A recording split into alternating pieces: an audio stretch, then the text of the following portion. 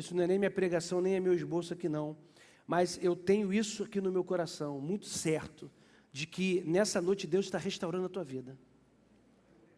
Você tem irmãos que entraram aqui quebrados, hoje você vai sair desse culto, você vai sair daqui completamente restaurado por Deus. Eu creio nisso. E se você crê nisso, diz amém. Amém. Irmão, eu não posso ver a tua expressão, mas eu preciso muito que você me ajude quando eu estiver pregando. Balança a cabeça, porque, gente, é muito esquisito, por quê? Eu só vejo o olho. Aí eu estou pregando aqui, é como se tivesse um monte de múmia.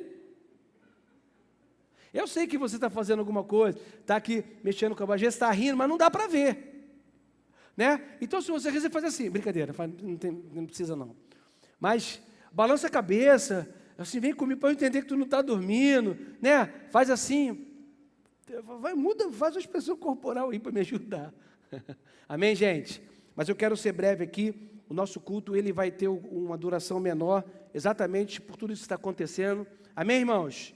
Então, eu queria que você, para começar, abrisse a sua Bíblia no livro de Apocalipse, capítulo 2, no versículo 12. Capítulo 2, no versículo 12. Enquanto você acha aí, eu vou abrindo aqui a minha água.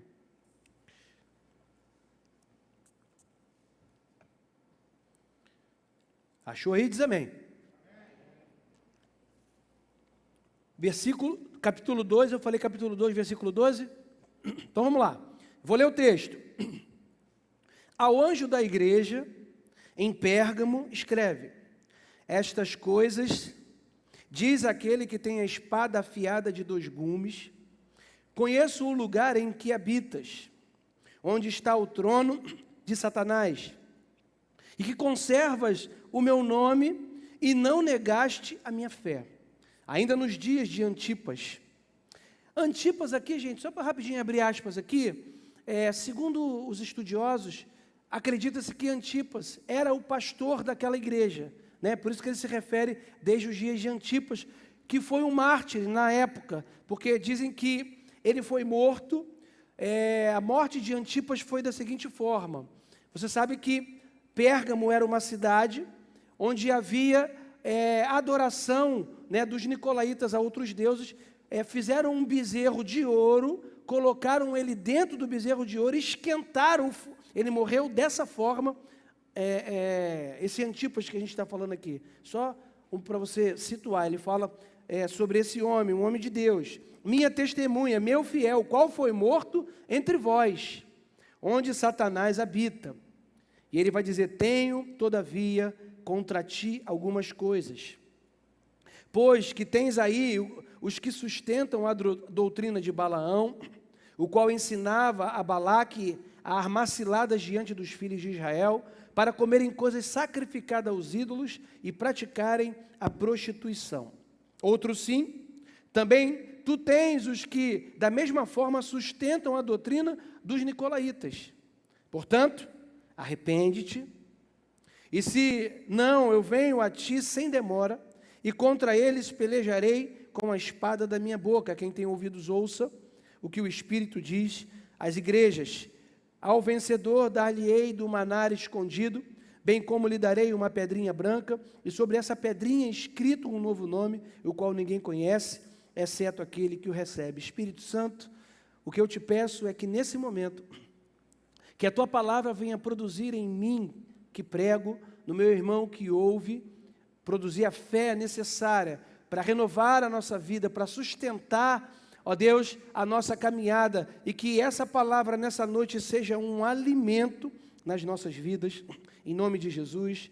Amém. Essa carta, dentre as 7 cartas que você conhece, que foram escritas por João quando ele estava na ilha de Pátimos, e numa revelação de Cristo naquele local preso, ele escreve 7 cartas às igrejas da Ásia, e nessa que nós estamos falando aqui, é exatamente a igreja de Pérgamo.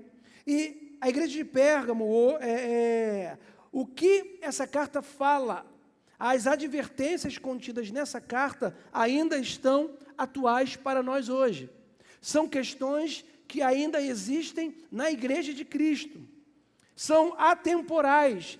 algo que foi escrito há mais de 2000 anos atrás para a igreja que era nova na época, século I. Ainda hoje, essas questões precisam ser tratadas aqui no nosso meio. Nós não podemos fechar os olhos para os pecados e para os erros que são cometidos.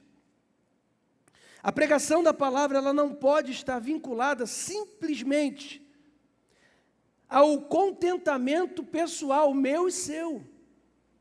Ela não pode ser apenas uma pregação que vai massagear o meu e o seu ego, porque a palavra é a verdade que confronta. Mas ela deve nos impulsionar ao conhecimento revelador da graça, do amor de Deus, e ela está apta para nos advertir, para que prestemos atenção devida àquilo que é a vontade de Deus para mim e para a sua vida. A igreja de Pérgamo, ela estava enfrentando um problema chamado sincretismo. A igreja de Pérgamo, ela estava absorvendo o sistema de crença de outras crenças e trazendo para dentro da igreja. Práticas e hábitos de outras religiões que estavam sendo utilizadas dentro da igreja. Amor à riqueza, sensualidade, envolvimento com o sistema político da época. A igreja de Pérgamo estava situada aproximadamente a 20 quilômetros do Mar Egeu. Ela hoje, atualmente, ela se chama Bérgama, que significa uma pequena aldeia. Essa cidade existe lá na Ásia. A palavra Pérgamo, ela estava relacionada ao Purgos, ou seja, torre forte, é o que dava origem a essa palavra. E segundo o teólogo Russell Norman, era a cidade de Troia, da mitologia grega. Segundo ele diz, cidade economicamente e politicamente forte. Lá era o palco do culto ao imperador que existia naquela época. Teve esse nome porque lá é que se começou a fabricação dos pergaminhos. Quem já ouviu falar dos pergaminhos? Então, foi naquela cidade que começou a fabricação de pergaminhos, peles de animais, né? Tinha um sistema para fazer, e a escrita começou a ser feita ali nos pergaminhos, pergaminhos. Isso aqui é só uma curiosidade. O que eu quero falar para você e dizer que é interessante, olhando para essa carta, que o paganismo, o mundanismo, ela se infiltra dentro da igreja para enfraquecer a igreja, para deixar a igreja impotente e para deixar a igreja desacreditada. É por isso que essas coisas acontecem. Nós precisamos ter cuidado. Essa carta fala da igreja de forma, no lato sensu, né? A igreja de Cristo. Mas eu quero chamar a atenção para o fato de que a igreja de Cristo também somos nós, individualmente. E essas advertências é para mim e para você, porque nós somos o templo do Senhor, nós somos a igreja de Cristo, e nós precisamos pegar essas advertências. Nós não podemos fazer um sincretismo religioso na nossa vida. Nós não podemos trazer para dentro da nossa vida pensamentos do mundo. Nós não podemos ter o sentimento que roda no sistema desse mundo. Nós precisamos estar sempre alertas para ter em nós os pensamentos e os princípios da palavra de Deus. Pastor, você está falando de quê? Eu estou falando, por exemplo, de pensamentos que muitas vezes hoje está disseminado no meio da igreja. Pensamento de vingança. Tem muito crente vingativo. Pensamento do olho por olho e dente por dente. Não se tem mais misericórdia no meio do povo de Deus. Você já não vê misericórdia entre as pessoas. Se uma pessoa erra, ela é condenada por todos e a igreja acaba de enterrar muitas vezes aquela pessoa.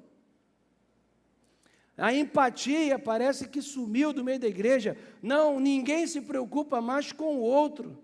Não, está tudo bem, eu estou salvo, minha família está salva, meus filhos estão salvos. E aí do lado? Do lado, cada um que lute por si. Agora é assim, né? Cada um que lute por si, você que lute. Que eu e a minha casa já servimos ao Senhor, aleluia. Não, nós fomos chamados para sermos agentes de transformação e para mostrar o Evangelho e o Reino de Deus para outras pessoas, não só com palavras, mas principalmente com atitudes. Eu preguei isso aqui na semana passada. Jesus, ele se apresenta naquele texto como aquele que tem a espada aguda de 2 gumes. Aquele que tem a palavra verdadeira, aquele que tem a verdade nos lábios. Ele é a própria palavra. Cristo, mais uma vez, ele vai ratificar que a advertência, o conselho e a solução para o pecado, para o erro, está no poder da observação da palavra e no seu cumprimento. Ele vem com a espada para combater o que se levanta contra a igreja. A palavra tem o poder de nos curar e de nos sustentar e de nos livrar do pecado quando nós observamos integralmente o que ela diz. Lá em Tiago, capítulo 1, se você quiser ir comigo, você vai. Se eles conseguirem colocar, você acompanha aqui comigo. Tiago 1, 21, ele vai dizer: pelo que, despojando-vos de toda sorte de imundícia, de todo vestígio do mal, recebei com mansidão a palavra em vós implantada, a qual é poderosa para salvar as vossas almas. E sede cumpridores da palavra e não somente ouvintes, enganando-vos a vós mesmos. Pois se alguém é ouvinte da palavra e não é cumpridor, é semelhante a um homem que contempla no espelho o seu rosto natural, porque se contempla a si mesmo e vai-se, e logo se esquece de como ele era. Ser confrontado pela verdade da palavra é algo que sempre vai existir na vida de quem guarda essa palavra no seu coração. Esse confronto é que vai nos transformando dia a dia. É esse confronto com a palavra de Deus, quando eu olho para a minha vida e vejo que eu não estou tendo a misericórdia que Deus fala para eu ter. Quando eu olho para a minha vida e numa situação natural, dentro da minha casa, na minha família, no meu trabalho, eu não tenho a capacidade de sofrer um dano.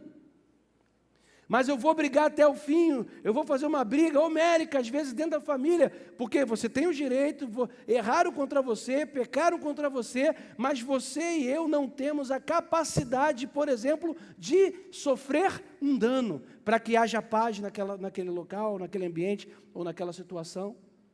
Porque para isso nós fomos chamados. Isso é um evangelho prático. É isso que Tiago está dizendo. Não um ouvinte apenas da palavra, mas um praticante. E a prática da palavra não acontece somente nesse momento do culto, quando todos nós estamos de mãos levantadas, olhos fechados, adorando a Deus, e todo mundo aqui, muitas vezes a pessoa parece que ela se veste, agora é hora de ir para a igreja, ela veste a roupa, bota a Bíblia no braço, e quando ela entra na igreja, ela vira outra pessoa. Ela entra e até a linguagem dela muda. Glória a Deus, aleluia. Ela muda.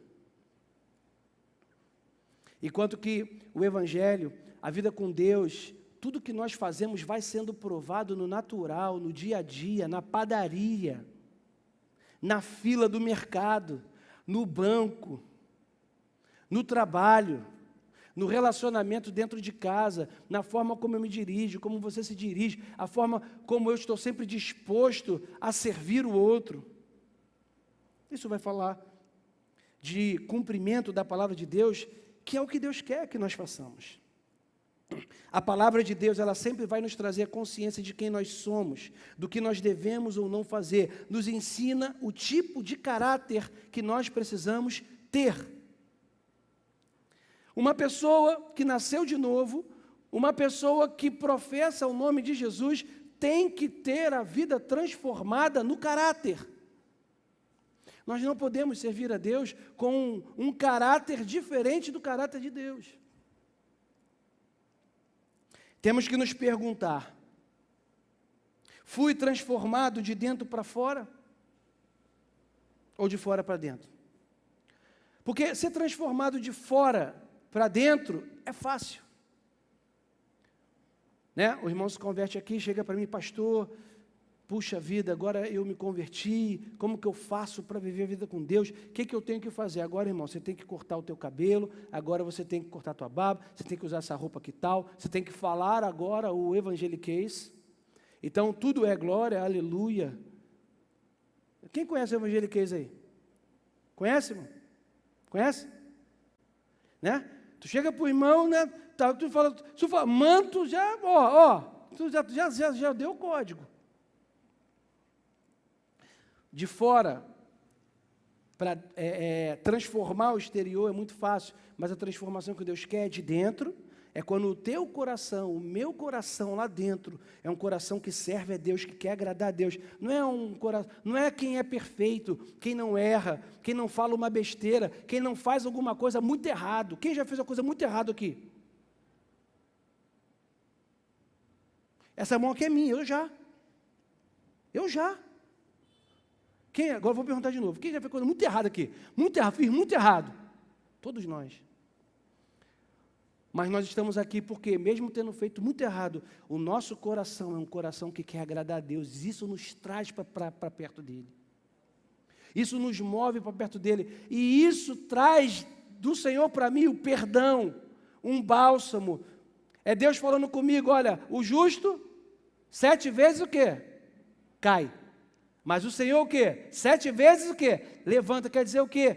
Ele se agrada de que tem um coração nele. Se nós pudéssemos estudar a vida de Davi aqui, você já leu sobre a vida de Davi, eu tenho certeza que você já leu tudo sobre Davi.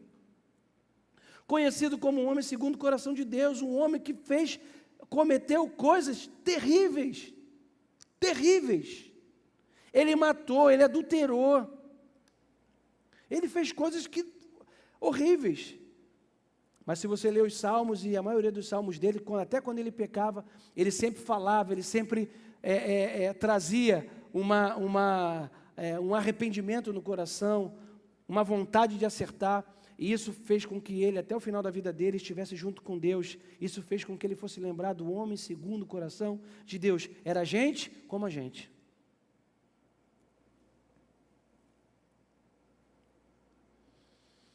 Eu perguntei, fui transformado de dentro para fora ou simplesmente mudei algumas atitudes exteriores para me convencer de uma pseudo-transformação? Minha vida tem resultados concretos, oriundo dessa nova criatura? Quais os resultados concretos que devem existir na minha vida? E aí eu vou para a palavra, porque quem vai responder isso é a própria palavra. Efésios, capítulo 4, versículo 17. Olha como eu devo viver, está escrito aqui. Portanto, digo isso, testifico no Senhor, apóstolo Paulo falando, para que não andeis como andam os gentios, na vaidade da sua mente. O que ele está querendo dizer? Para que nós nascemos de novo, não podemos ser dominados pela nossa mente. A mente fala de emoção, daquilo que eu tenho vontade de fazer, fala do meu impulso. Pisou no meu pé por querer, o meu impulso é o quê? Não é nem pisar, se tiver uma sexta-feira, no pé do outro. Quase que eu caio, só para fazer o gesto aqui da sexta-feira. Ele diz, não anda mais como gentios. Antigamente vocês eram assim, agora vocês são nova criatura, não pode. Entenebrecidos no entendimento. Separados da vida de Deus pela ignorância que há neles. Pela dureza do coração, os quais, tendo se tornado insensíveis, entregaram-se à lascívia, para cometerem com toda avidez, toda sorte de impureza. Mas vós não aprendeste assim em Cristo. Ele vai dizer, se é que o ouviste, e nele fostes instruído, como é verdade em Jesus, a despojar-vos quanto ao procedimento anterior do velho homem, que se corrompe pelas concupiscências do engano. A vos renovar no espírito da vossa mente, a vos revestir do novo homem, que segundo Deus, criado em verdadeira justiça e santidade, pelo que deixai a mentira, fala cada um a verdade com seu próximo, porque nós somos membros uns dos outros. Irai-vos e não pequeis.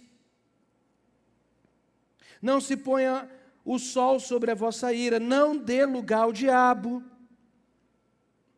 Aquele que furtava, não furte mais, antes trabalhe fazendo com as mãos o que é bom, para que tenha o que repartir com o que tem necessidade.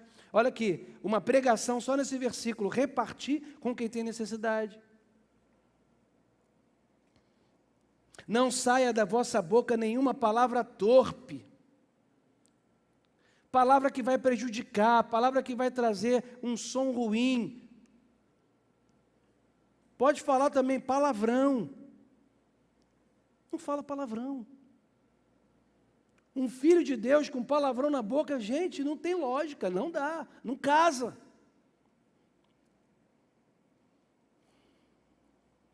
Mas só que seja boa para a necessária edificação. Isso é a palavra que nós temos que falar. A fim de que ministre graça aos que ouvem. Quando eu abrir minha boca, quando você abrir sua boca, tem que ser para abençoar. Irmão, se não vai abençoar a sua reclamação, não, porque eu sou muito sincero, eu sei. Sinceridade é bom, mas gente, sinceridade demais, eu já falei aqui, é falta de educação. Tem hora que sinceridade demais é falta de educação. A pessoa vem com o vestido, todo bonito, na menina, vestido, está achando que está arrasando com o vestido, está lindo. E aí, como é que está? Achou legal, Total? Eu achei horrível. Tu pode até não ter gostado, mas não precisa falar que está horrível.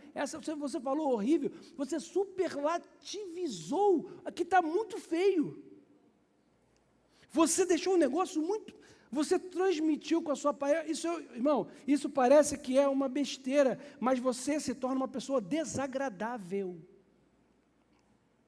Você pode até não ter gostado. E aí, tá legal. Pastor, mas eu vou mentir. Não, não é questão de mentir. Não, tá legal. Não, fala a verdade. Não é o meu gosto. Mas em você ficou muito bem. Olha que saída boa. Eu estou dando um exemplo porque isso que eu estou falando parece uma maior besteira do mundo. Mas, irmão, convive com uma pessoa no trabalho todo dia falando, sempre que você faz alguma coisa, falando, isso está horrível, isso não está bom, eu não gosto. Isso é chato. Toda hora. E muitas vezes quem está falando isso é um filho de Deus, é uma filha de Deus, que está dentro do ambiente, abrindo a sua boca para ser desagradável, ao invés de transmitir graça aos que ouvem. O que eu falo tem que transmitir graça. O que eu falo, a pessoa tem que ouvir e falar assim, coisa boa de ouvir. O que eu falo tem que ser algo assim, mas eu estou perdido. Não, existe um Deus, olha, Deus pode te abençoar. Não, está muito legal, olha, você sai da tua boca elogio, sai da tua boca algo que vai levar aquela pessoa para cima. Nós temos que ser essas pessoas, esse ponto de apoio num mundo perdido, sem esperança. Nós precisamos nos levantar para ser essas pessoas agradáveis. Isso não está no meu script aqui, tá, gente? Mas eu acho que tinha que falar, né?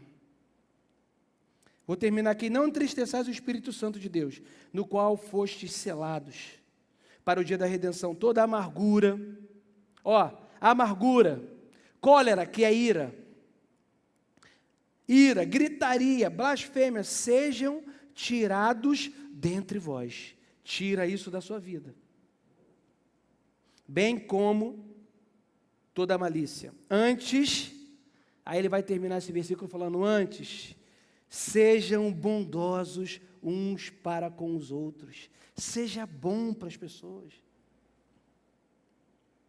Seja compassivo, compassivo, perdoando-vos uns aos outros, como também Deus vos perdoou em Cristo. Isso que nós precisamos focar para sermos. A palavra de Cristo, que procede dos lábios dele, essa espada que nós lemos no texto de Apocalipse, que corta de 2 gumes, ela é a verdade que santifica, ela é o espírito e vida, ela é viva e ela é eficaz. A igreja de Pérgamo precisava de uma cirurgia moral. Era necessário amputar e executar do meio da igreja algumas práticas para que o erro fosse corrigido. Tudo que era estranho deveria ser expulso daquela igreja, Jesus falou. Tudo que é estranho na minha vida e na sua vida hoje, estranho à palavra de Deus, à vontade de Deus, precisa ser tirado da sua vida hoje e da minha vida. Precisamos identificar tudo que é estranho à vontade de Deus. Práticas nocivas, imorais, pecaminosas devem ser expelidas da nossa vida. Não podemos abrigar dentro de nós erros ocultos, pensamentos subversivos, imorais, sentimentos contra terceiros, no íntimo do coração. Isso não pode ter morada em nós. Não podemos permitir que dentro da igreja, que somos nós, e dentro da igreja, que é o coletivo, que pensamentos e sentimentos de facção, de rebeldia, de ódio, de incompreensão, de julgamento, de lascívia, de prostituição, de relação sexual ilícita, de separações, de destruição da família, levem vantagem sobre nós. O outro sentimento que não deve estar no nosso meio, eu botei aqui, avareza. Não seja uma pessoa avarenta. Que os avarentos digam amém. Ninguém diz amém, né? Graça me ajudou, Graça, que tu fez assim, ó. Sem que tu fez assim, ó. Não, fez assim rindo, dizendo, você está comigo aqui, entendeu? Não que... A gente fala que não é avarento, mas se nós fizermos uma introspecção para dentro da nossa vida, nós vamos perceber que muitas vezes nós somos avarentos. Não é verdade? Ou não? Só eu? Mais ninguém? É reter mais do que o necessário. É dizer, meu dinheiro, eu que trabalhei, não dou meu dinheiro para ninguém não. Ninguém dá dinheiro para ninguém não, irmão. É ou não é verdade? Alguém dá dinheiro para os outros? Quem dá dinheiro para os outros aí? O crente dá dinheiro para os outros, sim. Ah, não, vai trabalhar. Às vezes aquela pessoa não tem como trabalhar. Ah, não, eu suei muito. Para eu chegar aqui, irmão, eu suei muito. Eu nasci, não sei o que, suei muito. Aí acha que todo mundo teve a oportunidade que você teve. Nem todo mundo teve. Nem todo mundo vai chegar onde você chegou. Mas é porque você é melhor do que ela ou não, porque você teve algumas oportunidades que aquela pessoa não teve. Mas e aquela pessoa que teve a oportunidade e não aproveitou? Tudo bem, também tem. Mas dentro do contexto sociopolítico do país em que vivemos, a maioria não teve a oportunidade, de repente, que eu e você tivemos. Misericórdia. Quando o cara do iFood, do Uber Eats, for na tua casa entregar alguma coisa, dá uma gorjeta para ele, pega isso, bota para dentro do teu coração, isso é cristão, gente. Dá gorjeta para alguém, abençoa alguém. Estou dizendo para tu pegar R$200, não tem ninguém dá R$200 de gorjeta, irmão. Mas R$5 vai te deixar mais pobre ou mais rico? Fala aí. R$2, vai deixar mais pobre ou mais rico você? Não vai, nem a mim. Né? O cara entregou 30, olha só, o cara entregou 30 lanches durante o dia. Se eu e você dermos para ele pelo menos R$2 de gorjeta, ao invés de ficar, não, absurdo, o governo, o iFood tinha que aumentar a porcentagem dele, porque essa greve está certo mesmo, o iFood não faz você alguma coisa por ele. Se todo mundo desse R$2, eu fiquei pensando nisso, uma tese minha, isso é uma tese minha, Glaucio, eu inventei isso na minha cabeça. Eu falei, gente, nós poderíamos melhorar pelo menos o salário do pessoal que entrega. Porque se nós dessemos pelo menos R$2, todo mundo, quando fosse entregar, em 30 entregas, 3 vezes 2 é 6. R$60 e trabalha de segunda a sábado, 6 vezes 6, não é isso? R$360 por semana, vezes 4 deu quanto? 1.200, 6 vezes... E agora ficou mais complicado. Quanto? 1.440 a mais na gorjeta. E nós estamos querendo passar sempre a responsabilidade para o outro, para mudar o mundo. Nós mudamos o mundo. O nosso mundo que está à nossa volta somos nós que mudamos. Não é o governo, não é o Estado. Eu vou repetir a fala do Bispo Antônio. O Estado é o grande síndico de um grande condomínio. O Estado não cuida das pessoas, a igreja cuida das pessoas. E é esse pensamento que nós precisamos entender. Isso passa pelo cristianismo, isso passa por uma mudança que nós precisamos ter. Saí do esboço, acabou. Não posso avançar por causa do nosso horário. Nós precisamos tirar da nossa vida tudo que está atrapalhando o nosso desenvolvimento e o nosso crescimento com Deus. Deus tem muita coisa para você. Deus tem muita coisa para revelar a você. Deus tem muita coisa para te mostrar. Deus quer te usar mais do que está te usando. Pastor, Deus já está me usando, mas quer te usar mais. Glaucio, Deus está te usando, e eu sei que Deus quer me usar mais do que está me usando. Eu sei, mas precisa de um engajamento meu para isso. Vamos fechar os olhos. Senhor, obrigado, Pai. Obrigado pela Tua palavra, que sempre traz para mim, ó Deus, e para o meu irmão, uma advertência, que essa palavra produza em nós vida, produza em nós fé, mudança. Nós queremos sair daqui para termos o Teu caráter, para sermos mais parecidos com o Senhor. O que nós queremos é fazer a Tua vontade. O que nós queremos é ser igreja de verdade. O que nós queremos, ó Pai, é ser agentes abençoadores. Como o Senhor disse, vocês são sal e luz da terra. O sal que dá gosto para uma terra, ó Deus, insossa. A luz que brilha em meio às trevas, em meio à escuridão, que é esse mundo.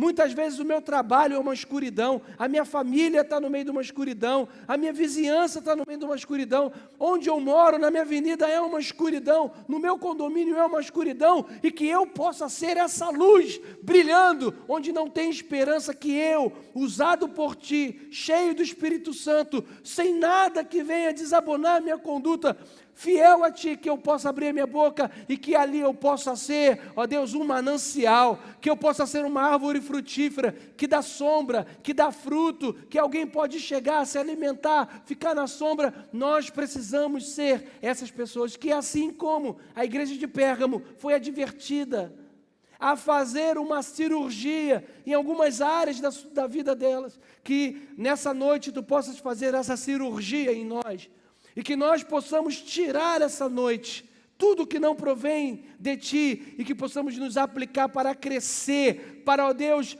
alcançar, avançar no sentido de fazer a Tua vontade e de sermos pessoas, homens, mulheres, cidadãos, cristãos bons, bondosos, abençoadores, onde quer que a gente vá, em nome de Jesus.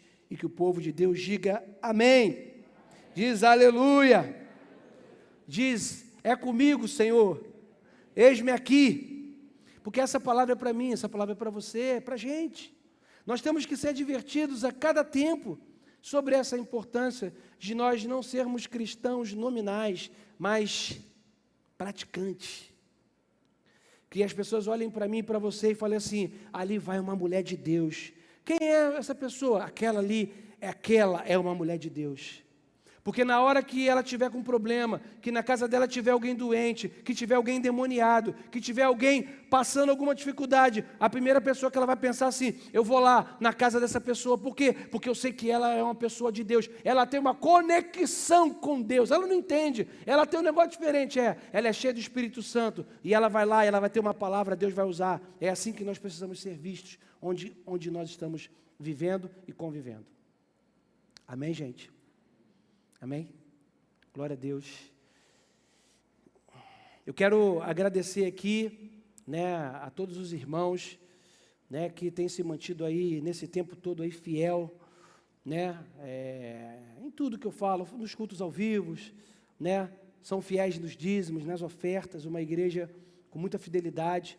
Nós estamos aí durante 5 meses, nessa questão da pandemia, com a igreja fechada, só transmitindo esses cultos, né? Mas essa igreja é uma igreja muito fiel, de homens e mulheres fiéis, o que tem feito com que durante todo esse tempo a gente consiga pagar todas as contas da nossa igreja.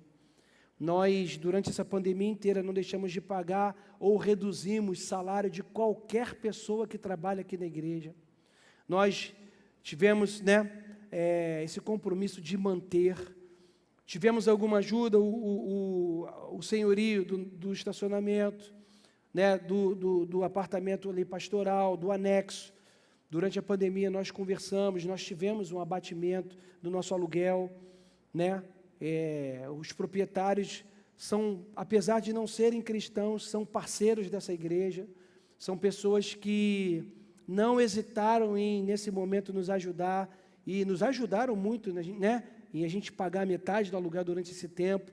Mas eu coloquei no meu coração que no mês de setembro nós vamos pagar integralmente essas pessoas, o aluguel agora integralmente, porque é justo, né? Passamos esse tempo e eu estou no meu coração de que nós vamos fazer isso sim, e isso tudo por causa da fidelidade de cada um dos irmãos. Nós, durante a pandemia, aumentamos, estamos assistindo hoje por volta de 40 famílias, pessoas que eram da igreja, mas todo mês nós temos assistido pessoas que não fazem parte da igreja.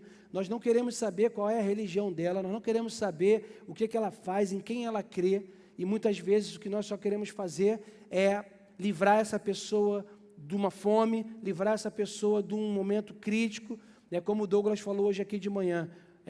Nós não conseguimos fazer por todas, nós não conseguimos mudar tudo, mas aonde a nossa mão chega, nós estamos aqui aptos e prontos para liberar na vida das pessoas, né? E eu quero convidar você, pedir a você, para que você continue nessa fidelidade, né? A campanha do Quilo aqui na igreja ela é muito importante, ela é importantíssimo, né? Eu sei que às vezes você não traz, porque você esquece mesmo, nós esquecemos, mas eu peço durante todo o mês, não tem data certa, você lembrou, está em casa, abriu o armário, viu lá 1 quilo de feijão, pega, bota na bolsa, quando vier para o culto, traz. Nós vamos receber aqui, né?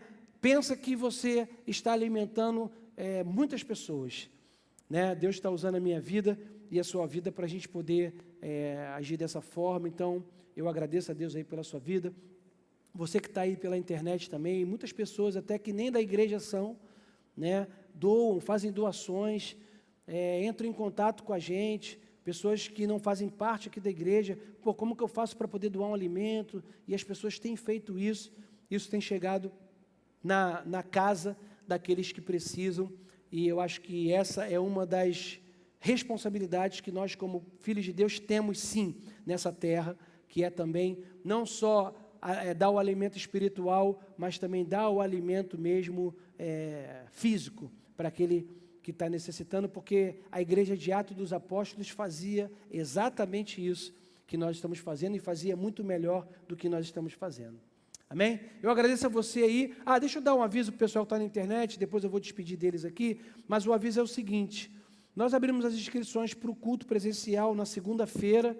Eu não sei qual foi o horário, eu sei que em 2, 3 horas não tinha mais como se inscrever para o culto. Acabou na mesma hora, né, as inscrições, e o que nós decidimos? Que a partir dessa semana, quinta-feira agora, amanhã vai ser aberto de novo as inscrições para os cultos da semana. Então vai ser aberta a inscrição amanhã para o culto, quinta-feira vai ter culto, vai ser aberto mais um culto, vai ter culto domingo de manhã às 10 horas e vai ter esse culto aqui da noite. Qual é o meu pedido aos irmãos? Você, nesse momento agora, nós vamos ter que escolher o culto que nós vamos ver, né? Então você não vai poder se inscrever no culto de quinta e no culto de domingo, né? Você ou vem quinta, ou vem domingo de manhã, ou vem no domingo à noite. Por quê?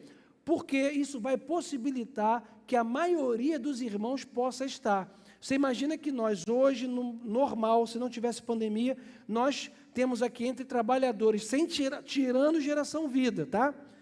Com trabalhadores e com os irmãos que se reúnem aqui, normalmente no culto à noite, aproximadamente 450 pessoas. Só a cadeira é 350, mais pessoas que às vezes ficam em pé. E trabalhando é mais ou menos isso, 450 pessoas trabalhando, circulando, participando do culto. 60 vagas é muito pouco, né, para o número de irmãos que nós temos aqui na igreja. Então, se você se inscrever em 2 cultos, aí, né, você vai estar impedindo que pelo menos a gente consiga. Você veio agora, não veio na semana passada, mas na outra conseguiu vir, e as pessoas vão conseguir pelo menos estar aqui no culto. Amém, gente? Deu para poder entender? Então, faz isso, vai abrir a inscrição, escolhe o culto de quinta, o culto de domingo de manhã, ou o culto de domingo à noite. Outro pedido que nós estamos percebendo aqui, e nós pedimos aos irmãos, é que não chegue na hora em cima do culto. Chegue 15 minutos antes, sempre. Por quê? Você percebeu que esses cultos estão começando no horário certo, né? É uma hora de culto aqui, ó.